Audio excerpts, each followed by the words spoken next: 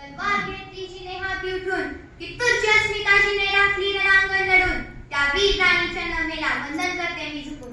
नमस्कार आदरणीय परीक्षक, वंदनीय गुरुजन वर्ग आणि माझ्या प्रिय मित्रमैत्रिणींनो, मी ईशा चौगुले आज तुमच्या समोर सादर करीत आहे राणी चन्नम्मा यांची शौर्यगाथा. 1857 च्या स्वातंत्र्य लढ्याबद्दल आपण सगळेच जाणतो. झाशीची राणी लक्ष्मीबाई यांचे शौर्य आपण ऐकले आहे, पण याही क्रांतीच्या 33 वर्षा अगोदर म्हणजे 1824 मध्ये एका हातात घोड्याचा लगाम व दुसऱ्या हातात तलवार घेऊन ब्रिटिश ईस्ट इंडिया कंपनीला धूळ चाकणारी एक वाघीण देशात होऊन गेली, आणि ती म्हणजे कित्तूरची वीर राणी चन्नम्मा. कर्नाटकातील कित्तूर नावाचं एक छोटं पण अतिशय समृद्ध राज्य होतं. या राज्याची राणी होती चन्नम्मा. घोडेसवारी, तलवारबाजी व युद्धकलेत ती पारंगत होती. सगळं काही छान सुरू होतं, पण अचानक राजांचा मृत्यू झाला. पाठोपाठ त्यांच्या एकुलत्या एक मुलाचंही निधन झालं. सर्व कित्तूर राज्यावर दुःखांचा डोंगर कोसळला, पण अशा कठीण प्रसंगी सुद्धा राणी खचली नाही. तिने शिवलिंगप्पा नावाच्या मुलाला दत्तक घेतले आणि स्वतः राज्यकारभार हाती घेतला. याच काळात इंग्रज भारतात आपले साम्राज्य वाढवत होते. त्यांची नजर सोन्या चांदीने समृद्ध असलेल्या कित्तूरवर पडली. त्यावेळी इंग्रजांचा एक क्रूर नियम होता, दत्तकवाचा नामंजूर. ज्या राजाला स्वतःचा मुलगा नाही त्या राजाचे राज्य हडप करायचे. इंग्रज अधिकारी थॅकरेने राणीला निरोप पाठवला, हा दत्तकवाचा आम्हाला मान्य नाही, आता कित्तूर राज्य इंग्रजांच्या ताब्यात द्या.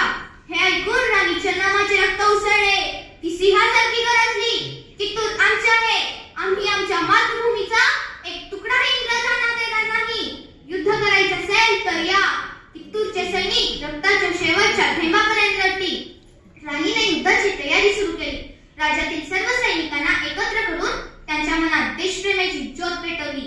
21 ऑक्टोबर 1824 रोजी इंग्रजांनी कित्तूरवर हल्ला केला. राणी चन्नम्मा स्वतः घोड्यावर स्वार होऊन तलवार हातात घेऊन रणांगणात उतरली. ती सैनिकांना म्हणाली, हे बघा वीरांनो, आज आपण आपल्या मातृभूमीसाठी लढणार आहोत.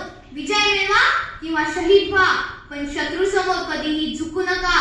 सैनिकांनी जोरदार घोषणा दिली, जय कित्तूर, जय मातृभूमी. युद्ध सुरू झाले. तलवारींची चमक, घोड्यांच्या टापांचा आवाज व सैनिकांच्या घोषणा यांनी रणभूमी दणाणून गेली. राणी शत्रूवर तुटून पडली.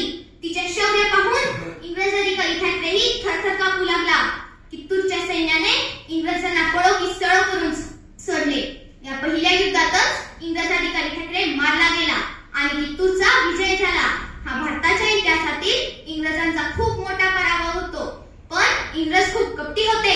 त्यांनी पुन्हा एकदा प्रचंड मोठ्या फौजेसह कित्तूरवर हल्ला केला, पण यावेळी राणीच्या दरबारातील काही विश्वासघाती लोकांनी इंग्रजांची मदत केली.